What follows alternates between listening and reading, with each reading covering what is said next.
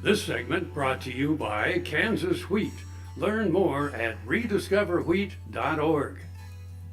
This is Jerry Moran. I'm home from Washington, D.C., senator from Kansas, and it's great to be here. All the divide that we've seen in our nation's capital, we need to figure out ways to come together. It's great to be with young farmers and ranchers and with Kansas Farm Bureau. It gives me an inspiration. It shows that we can come together and good things can happen. And it says there's a bright future in Kansas for farmers and ranchers, for agriculture, and for our state. And a lot of what I'm about in Washington, D.C. is trying to make sure that whatever our hometown is in Kansas, it has a future, and that young people can raise their families there as they were raised. And the program by Kansas Farm Bureau, this Young Farmers and Ranchers, demonstrates that there's lots of people who want to see that goal accomplished. Well, I attend a lot of County Farm Bureau annual meetings, and over the years the age has decreased, and we see lots of young farmers and ranchers involved in Kansas Farm Bureau at the local level. We need to start our engagement at home. The difference we make in other people's lives is probably the most important thing we can do.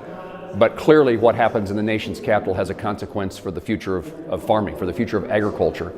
And so the opportunity to have conversations for me with this group, to hear what they have to say, to know what's important to them. How can I make a difference for this new generation of farmers and ranchers? Today we talked about certainly the Farm Bill, we talked about ag labor, the importance of exports and trade agreements. There are big public policy issues that are critical to the future of these young people to be able to continue farming. But we also need to make certain that our communities are alive and well, that we keep our hospital doors open, that we have a physician in the community, there's a pharmacy on Main Street, the grocery store is viable.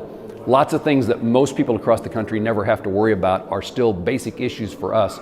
How do we have the necessities, the things that matter to a community? And as we try to attract and retain young people in communities across Kansas, those things are even more important. KFRM is one of the largest farm radio stations in the nation, dedicated to informing and entertaining rural listeners from northern Oklahoma to southwestern Nebraska.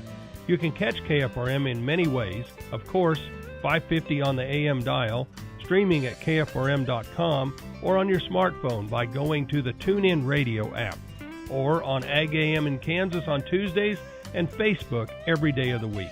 KFRM, tune us in. You'll be glad you did.